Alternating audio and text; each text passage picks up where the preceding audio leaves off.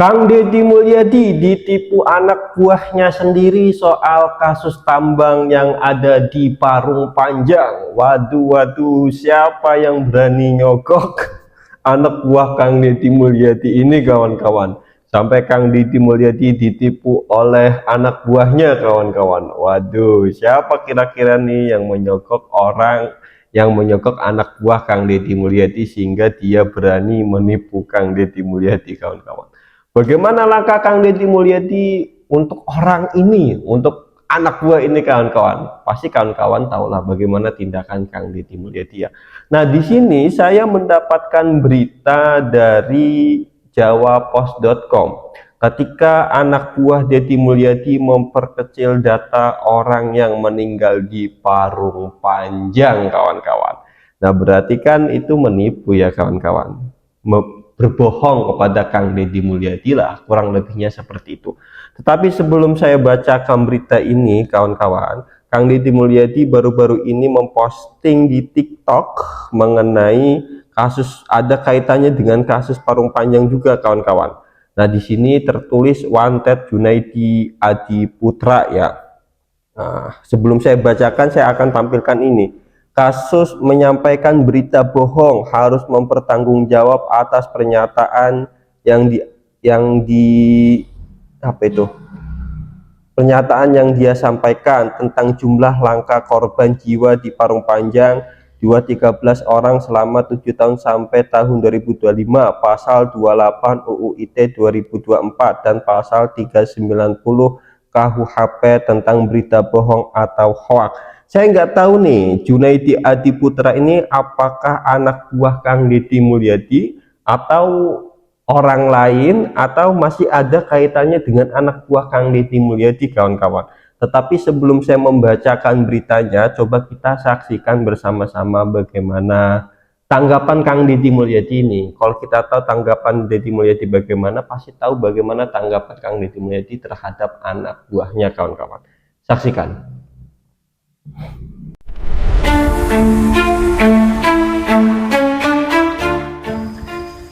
Kepada para pihak yang berkepentingan di pertambangan Parung Panjang, baik berkepentingan terhadap aspek penambangan maupun berkepentingan terhadap aspek transportasi, karena bergelut dalam dunia usaha di sana, saya meminta untuk tidak melakukan upaya intimidatif, pengancaman kepada para pihak yang menjadi korban angkutan tambang di Parung Panjang untuk mendapat keadilan. Dan termasuk juga tidak boleh melakukan upaya intimidatif dan ancaman bagi mereka yang aktif memperjuangkan hak-hak warga Parung Panjang. Pemerintah Provinsi Jawa Barat akan memberikan perlindungan yang penuh bagi para korban pertambangan di Parung Panjang dan bagi warga yang memperjuangkan hak-haknya untuk mendapat kehidupan yang tenang dan nyaman. Saya ucapkan terima kasih. Mari kita junjung tinggi supremasi hukum, kita jaga ketertiban dan keamanan lingkungan, serta mari kita berusaha dengan baik, tidak melakukan tindakan-tindakan yang merugikan kepentingan orang lain. Nah, itu tanggapan Kang Deddy Mulyadi terhadap kasus yang dicantumkan oleh Kang Deddy Mulyadi ya. Apakah ini ada kaitannya dengan berita yang akan kita baca, yang akan kita diskusikan bersama-sama atau tidak? Ya, nanti saya akan mencari kebenarannya, kawan-kawan. Tetapi di sini saya akan fokus dengan berita yang telah saya bacakan judulnya ya. Nah, di sini saya bacakan, Gubernur Jawa Barat Deddy Mulyadi sempat menanyakan data jumlah orang yang meninggal dunia akibat truk tambang kepada bawahannya, anak buahnya, saat berbicara di hadapan para penyintas tambang dari Parung Panjang di kantor Gubernur Jabar.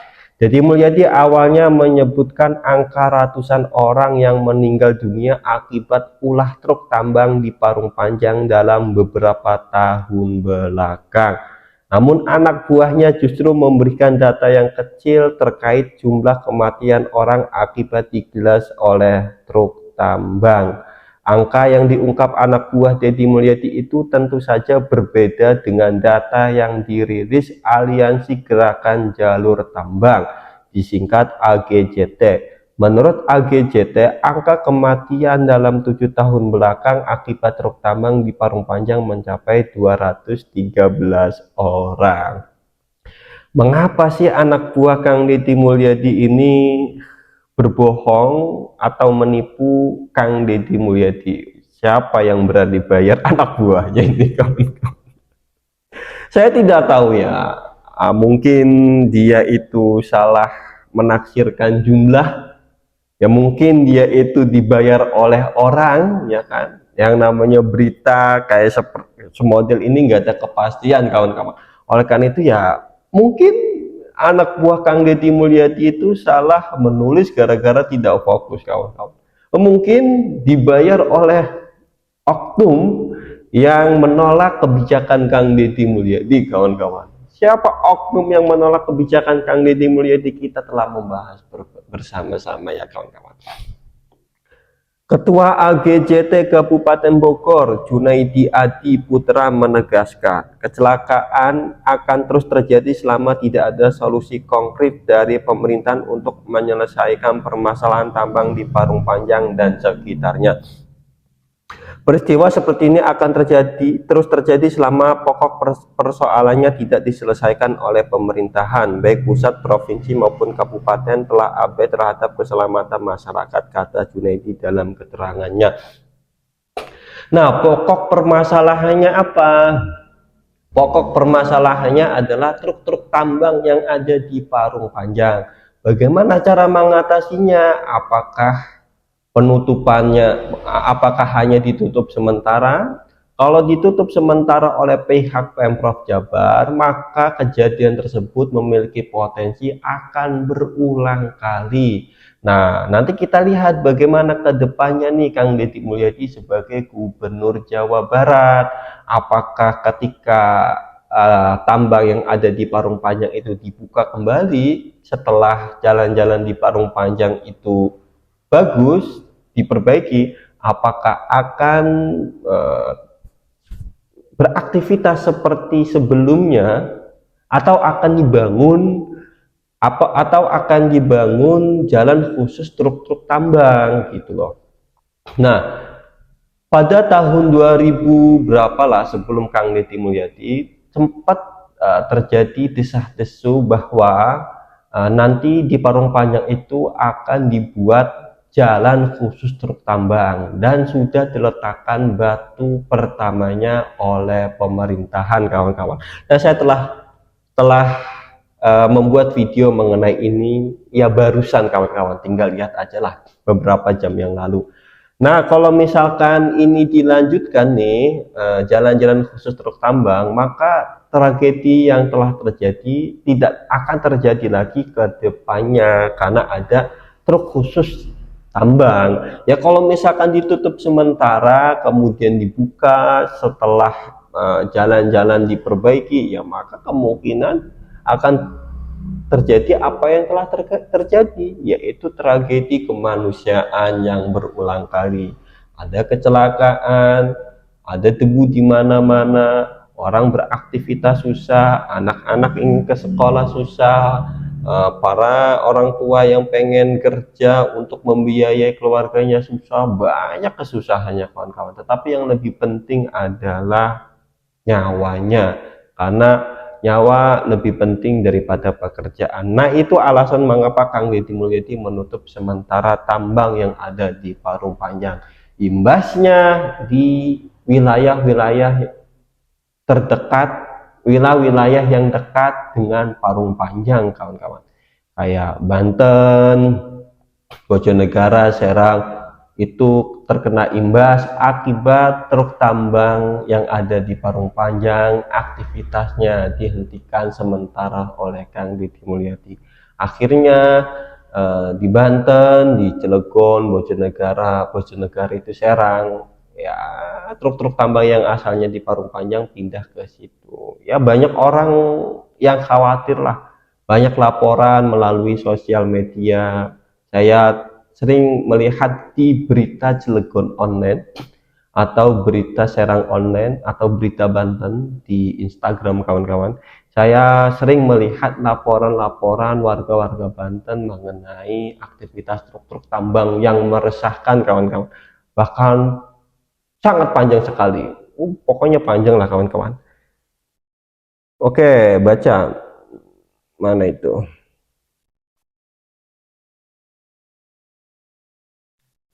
Menurut Junaidi, kecelakaan kerap terjadi akibat truk tambang di Parung Panjang dan sekitarnya akibat minimnya pengawasan terhadap operasional truk tambang. Alhasil mereka melanjutkan kendaraan truk tambang terkadang secara ugal-ugalan, tidak terlalu memperhatikan keselamatan warga.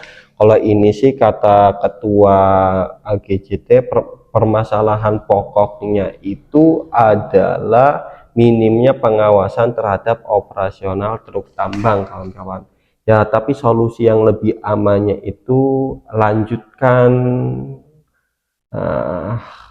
pembangunan jalanan khusus truk tambang kawan-kawan, karena itu lebih aman daripada ada pengawasan kawan-kawan. Itu menurut saya ya. Nah, terus lagi bukan hanya truk tambang saja, bukan hanya di Jabar itu, bukan hanya peristiwa Parung Panjang saja yang sedang viral kawan-kawan.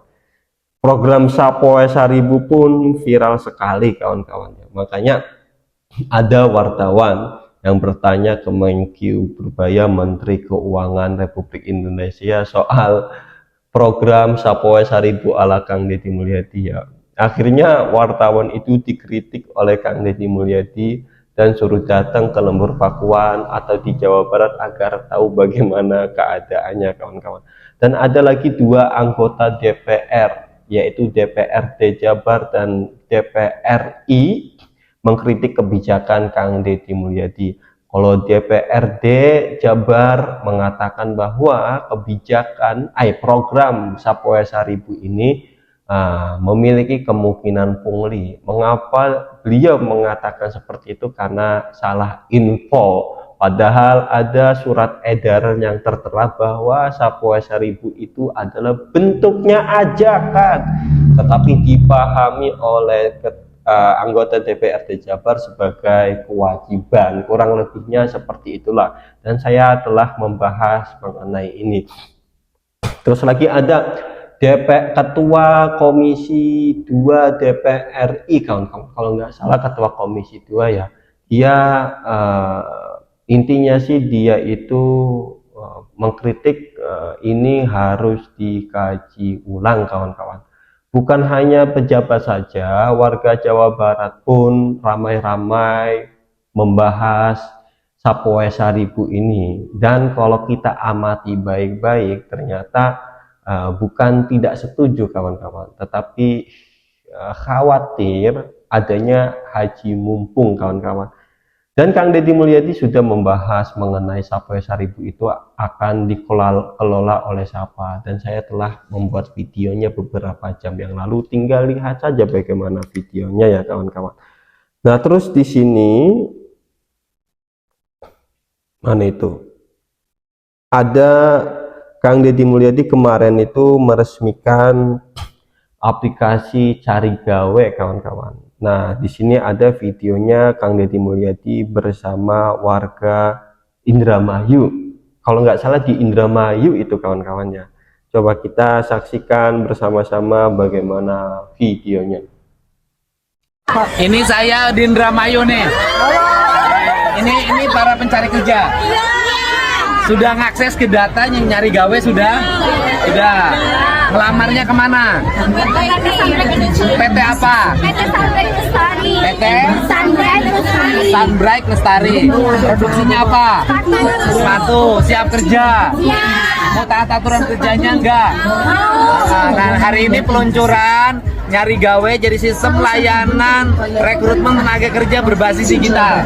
Jadi nanti tidak ada lagi lamaran kerja orang datang ke pabrik bawa-bawa lamaran, nggak ada ya. Nanti tersistem, nanti ada di aplikasi Nyari Gawe, seluruh data calon tenaga kerja sudah ada, pabrik tinggal rekrut, wawancara, setelah wawancara berhasil, lulus, dinyatakan diterima, baru ngurus SKCK, kesehatan dan sebagainya. Oke? Selamat bekerja ya. Rajin, jangan jadi pengangguran ya.